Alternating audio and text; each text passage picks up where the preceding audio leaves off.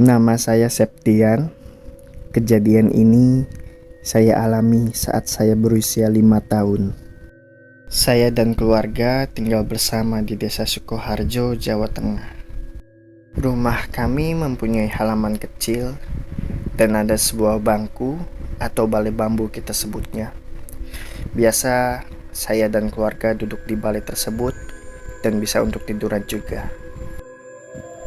Tepat di depan rumah kami ada kuburan umum yang hanya dibatasi dengan sebuah papan seng. Saya dan teman-teman biasanya sering sekali bermain di area kuburan tersebut. Di desa kami, anak-anak dan warga sekitar biasanya hanya keluar rumah sampai saat menjelang maghrib.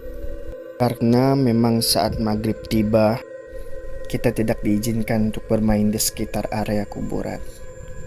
Jadi saat maghrib, suasana di luar sangatlah sunyi. Bahkan seringkali terdengar suara gonggongan anjing di dekat rumah saya saat malam hari tiba.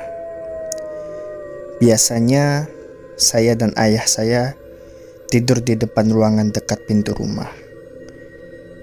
Ayah saya tidur di bawah lantai dengan sebuah alas, dan saya tidur di atas bangku. Waktu itu, saya dan ayah saya sedang menonton TV sampai larut malam. Pada saat jam 12, ayah saya pun sudah tertidur pulas, dan TV juga sudah dimatikan. Tapi saat itu, saya masih belum bisa tertidur. Dan tidak tahu kenapa, saya tiba-tiba penasaran untuk melihat kondisi luar rumah dari jendela gordeng yang berada tepat di sebelah bangku saya tertidur. Tapi memang tidak ada apa-apa di luar rumah. Kondisinya pun sangat sunyi sekali, karena memang waktu itu sudah lewat jam 12 malam. 10 menit kemudian, saya melihat kembali keluar jendela. Dan tiba-tiba saya melihat sesosok pocong dengan kain kafan putih yang masih bersih dan berdiri tepat di luar pintu luar halaman. Saat saya melihat itu, saya langsung menutup gordengnya. Saya merasa deg-degan. Bulu kuduk saya pun merinding seketika. Bahkan, nafas saya terasa sangat berat.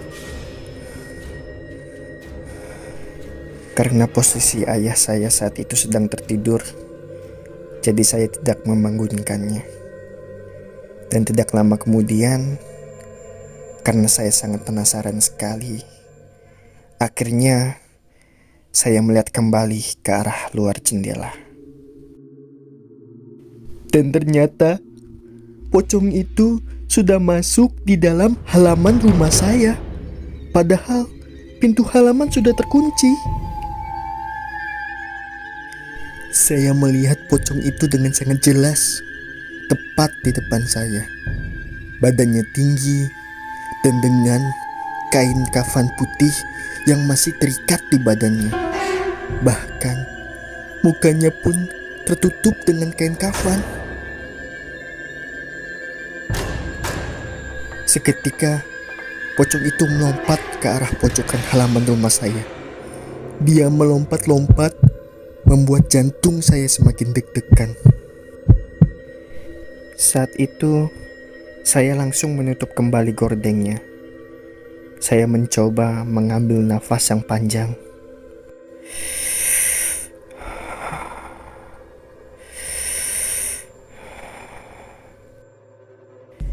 Dan saya mencoba memberanikan diri untuk melihat kembali.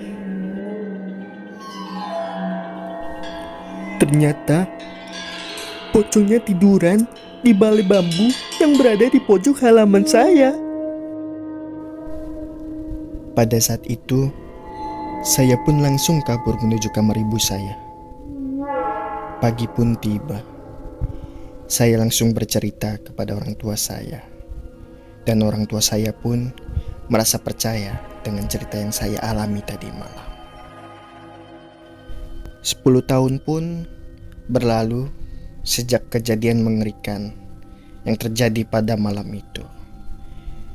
Saat itu saya sudah memasuki umur 15 tahun dan saya tinggal bersama tante saya di Jakarta. Rumah tante saya mempunyai ruang tamu dan memiliki 2 tingkat, yang dimana saya tidur di tingkat atas sendirian. Waktu itu saya sedang tertidur dan kalau tidak salah itu masih sekitar jam 8 malam. Seketika saya terbangun karena kondisi rumah yang tiba-tiba berisik dan kamar saya terasa panas karena kipas di kamar saya tiba-tiba mati karena tidak tahunya sedang mati lampu. Akhirnya saya pun bergegas untuk turun untuk melihat keadaan sekitar rumah. Zaman dulu saya masih belum punya HP, makanya waktu itu saya langsung mencari lilin yang berada di dapur dekat dengan bawah tingkat saya. Kondisi rumah waktu itu tidak ada orang sama sekali. Mungkin karena saat mati lampu, orang rumah langsung bergegas keluar. Dan tiba-tiba saya melihat sosok pocong yang sama waktu saya kecil. Pocong berbadan tinggi dengan kain kafan putih yang menutup seluruh badan dan mukanya. Pocong itu lagi duduk di atas motor di ruang tamu dengan kaki yang berayun naik dan turun. Pocong itu terlihat dengan sangat jelas. Dia berwarna putih meskipun kondisi rumah saat itu sangatlah gelap, tapi saya masih bisa melihat dengan bantuan sebuah cahaya lilin. Saat saya melihat itu, saya hanya diam tak bersuara. Tangan saya gemetar dan akhirnya lilin pun jatuh dari tangan saya. Tidak lama kemudian, lampu rumah pun menyala.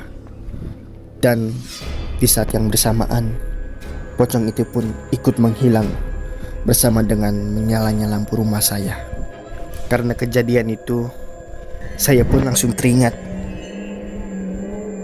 dengan apa yang saya alami waktu saya masih kecil. Dan saya berpikir, apakah pocong itu masih terus mengikuti saya?